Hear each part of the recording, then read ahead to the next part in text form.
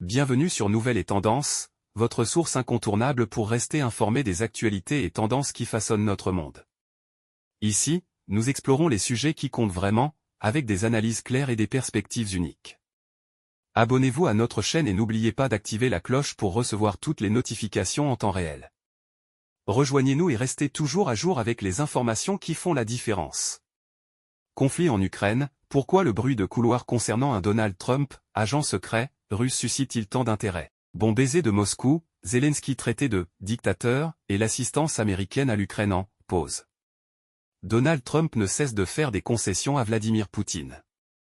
Comment justifier ces positions, parfois de longue date? L'avis de 3 experts éclairants. Un début de réunion, constructif, à l'opposé du climat tendu lors de l'entretien entre Volodymyr Zelensky et Donald Trump à la Maison-Blanche.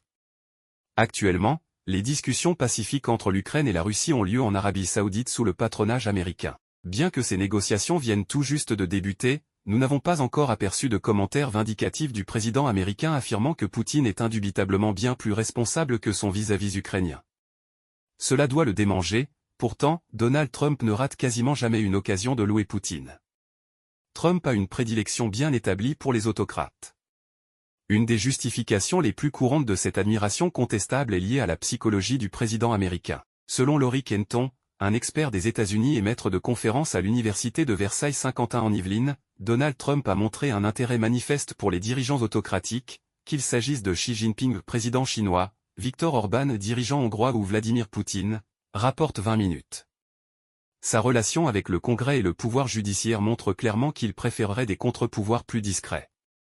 Sa relation avec Volodymyr Zelensky n'a également pas débuté sous de bons auspices. Le premier processus de mise en accusation contre Donald Trump est associé à son appel avec Volodymyr Zelensky en 2019, souligne l'expert. Volodymyr Zelensky avait alors récemment été élu président de l'Ukraine. On prétend que le président américain lui aurait demandé de se pencher sur Joe Biden, son adversaire démocrate, déclenchant ainsi un scandale d'État aux États-Unis.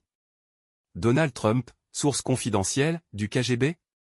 Cependant, une théorie circule ces derniers jours affirmant que le président américain aurait été enrôlé par les agences de renseignement russes en 1987. Alnur Museyev, ex-directeur du KGB au Kazakhstan, a fait cette déclaration le 20 février sur sa page Facebook.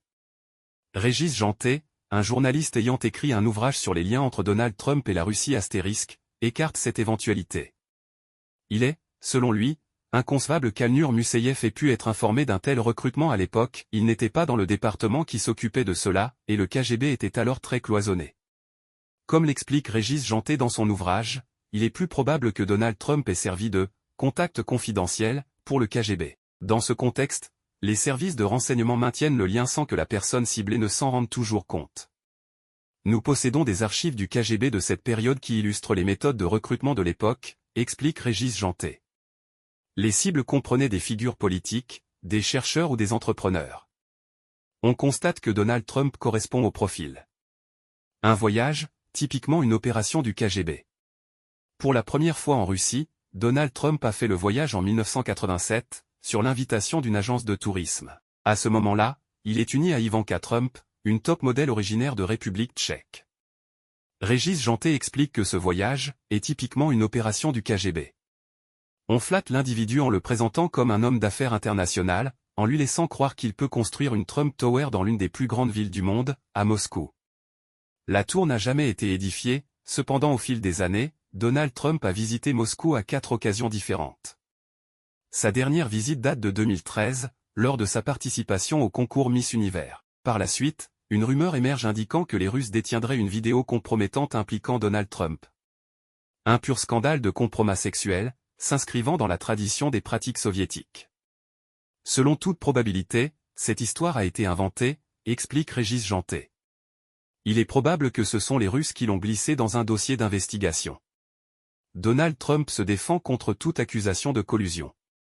Donald Trump a plusieurs fois nié avoir eu des actions directes avec les Russes. Il n'hésite pas à exhiber les conclusions du rapport du procureur Mueller, qui a mené une enquête sur les interférences russes pendant la campagne présidentielle américaine de 2016. Le procureur a rejeté toute idée de collusion entre l'équipe de campagne de Donald Trump et la Russie.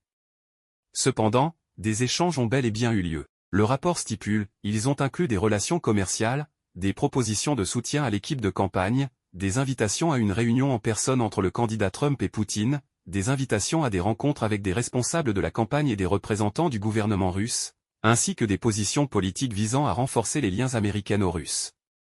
Inquiétude au sein des républicains. Durant le premier mandat de cet homme d'affaires à la présidence des États-Unis, une scène avait fait forte impression tant au sein de l'opinion publique que du Parti républicain. Lors d'un sommet du G20 à Helsinki en 2018, Donald Trump et Vladimir Poutine ont tenu une conférence de presse. Le président américain a alors mis sur un pied d'égalité les conclusions des services américains, qui ont dénoncé une ingérence russe, et les dénégations de l'autocrate du Kremlin.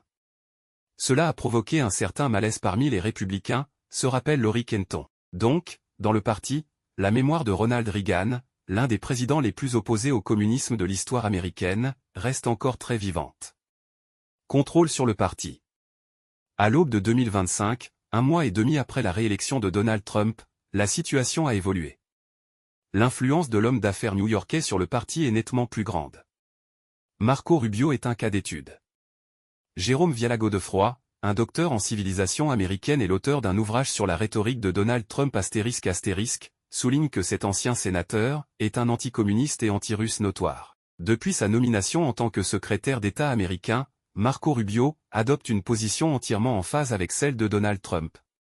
Dans un autre retournement de situation frappant, malgré une notoriété moindre de ce côté-ci de l'Atlantique, celui du sénateur Lindsey Graham, fervent défenseur de l'aide à l'Ukraine, a réclamé la démission de Volodymyr Zelensky suite à leur rencontre catastrophique à la Maison-Blanche. Néanmoins, il semble qu'il ait quelque peu pris ses distances avec Donald Trump, exprimant des réserves quant à la décision de suspendre l'assistance aux pays attaqués.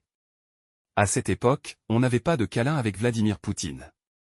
Même les enquêtes, qui indiquent que les électeurs républicains n'ont pas une bonne opinion de Vladimir Poutine et appuient l'Ukraine, ne semblent pas troubler celui qui occupe le bureau ovale.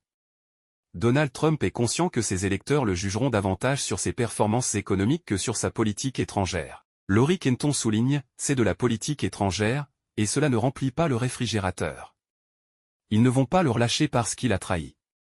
En considérant les autres déclarations de Donald Trump sur les enjeux mondiaux, y compris la dissolution de l'USAID, l'agence responsable de l'aide internationale au développement, ne devrait-on pas interpréter cette aspiration à un désengagement en Ukraine comme faisant partie d'une stratégie de retrait général et des America First? Le désir de désengagement était déjà présent chez Barack Obama, qui ne peut pas être qualifié d'être pro-russe, répond l'expert. À l'époque, on ne faisait pas de câlin à Vladimir Poutine. Trump n'a pas l'obligation de fournir autant de garanties.